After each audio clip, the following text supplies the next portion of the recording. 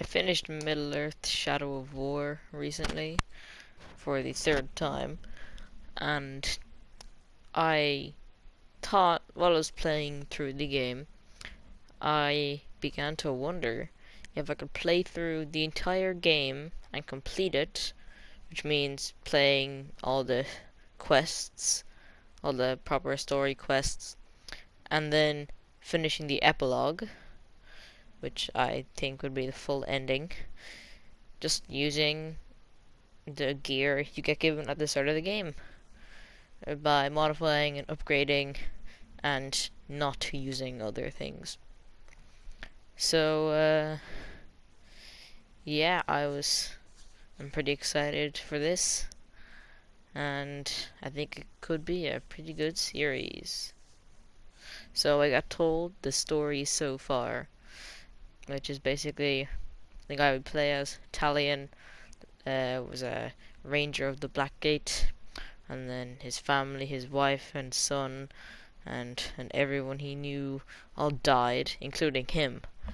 But he got bonded together with a wraith called Celebrimbor, who crafted the rings, and so kind of wasn't able to die. So they crafted a new ring later in order to be able to fight Sauron. But they got unbonded, so Celebrimbor was mysteriously taken. But we were able to take the ring. So the ring, keeping us alive, brought me to supposedly where Celebrimbor was. So I was able to sneak around and get to where I needed to go to find Celebrimbor. And what I'm gonna try do is not go into open combat unless I have a total number or tactical advantage, because I won't have any of these special weapons. It'll be just me, so I'm gonna have to be stealthy. So I was able, instead of having to fight a bunch of people there, I was able to just get past them and get further into the caves, which is where I found Celebrimbor, who had been taken by Shelob, who is sometimes a spider, but apparently now prefers to be some sort of weird, seductive human lady person who likes eating people, I guess. So I ended up having to give the ring to Shelob in exchange for Celebrimbor back. And obviously I started dying because I didn't have Celebrimbor or the ring. And she just majestically floated away, I guess. But she had to give Celebrimbor back to me. That was the bargain. So at least I had my possessive ghost friend back, and we teamed up to get the ring back from Shelob. But when we tried to, she kind of just stopped us with magic, I guess. She ring magic, and said she told us we needed to go to Minas Ithil, which is Gondor's last fortress in Mordor. I don't know what all these places are, but Gondor and Mordor are places, I guess. And it was the last fortress in Mordor, and it was under siege. And so began Act 1, the Siege of Minas Ithil. So we really need to get there because it was not looking good. It was looking too shabby, and it also housed the Palantir, which can be used to have sight over your enemies.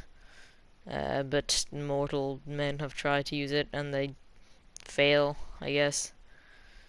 And so we really need to help these people out, because there's an entire orc army coming to get them. And so began the series of Can You Beat Shadow of War with the starting gear.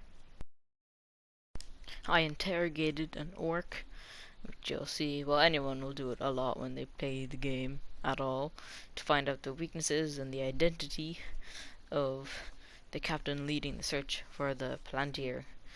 And then I became acquainted with my long-range weapon, and fight. That is Celebrimbor's bow. It's pretty cool. You can slow down time while shooting, and yeah, that'll be my. I'll be a good friend of mine throughout the journey. Can be used to explode alcohol into giant fire explosions. You'll understand later. Anyway, I found the captain, who was apparently dazed by stealth. So if I could stealth attack him, he'd be a bit, dazed. And so I did that, and then began my first fight, which obviously not going to be that hard, since I'm using the exact gear I'm supposed to. Then a random girl came in to help, which was nice, and so I continued fighting, and then eventually I was able to kill the guy. Well, not really eventually, not for long. It's not supposed to be very hard that time. And then I was forced to collect the gear that the guy dropped and equip it. It was a sword, but I was able to, after just equipping it, I could just go back to my other sword, and I would later salvage that for money. I became acquainted with the girl, whose name is Idril, and her raiding party got killed, so now it's time to go off and get to the upper city, because the middle city is pretty much lost. We fought through the middle city, killing orcs and stuff. Obviously it doesn't really matter because we're not supposed to have much advanced stuff, but it is when I got my glaive, which doesn't actually matter because you can't customize the glaive or anything. So yeah, I fought a bunch of orcs, I guess. Then I went to the Hydir, so which I could purify and use to just, kind of find stuff around the map. A lot of it's collectibles and little kind of things you can use for like lore pieces. But one thing I needed to do was find the Barrows. Obviously I know where it is because I played the game 3 times already. So I found Celebrimbor's Barrows, and it's actually pretty important what that then brought me to. So I got to the Barrows, and that was the start of the Shadows of the Past quests, which is basically just a bunch of little side missions. You don't have to do them, but you can. Basically, you play as Celebrimbor in the past, fighting against Sauron, and it puts into all different scenarios, but they can earn you money, gems, and skill points, and we're gonna want skill points and money to upgrade our weapons, and also use the skill points to, of course, get skills choose to our advantage, because obviously we're going to be quite underpowered. And in this one I learned how to get wrath by killing enemies, so I can use the Elven Rage skill, which is basically arrows and executions.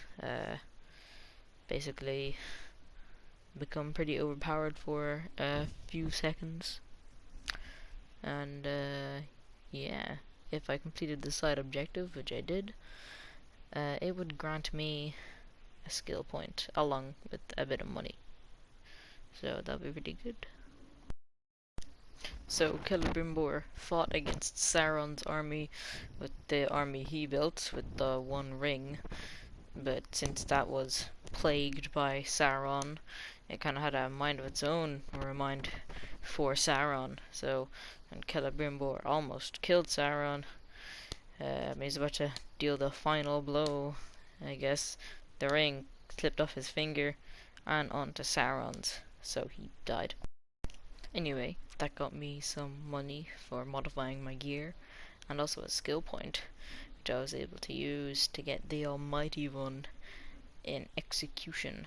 So you can use the execution to instantly kill enemies by getting might, doing damage to people.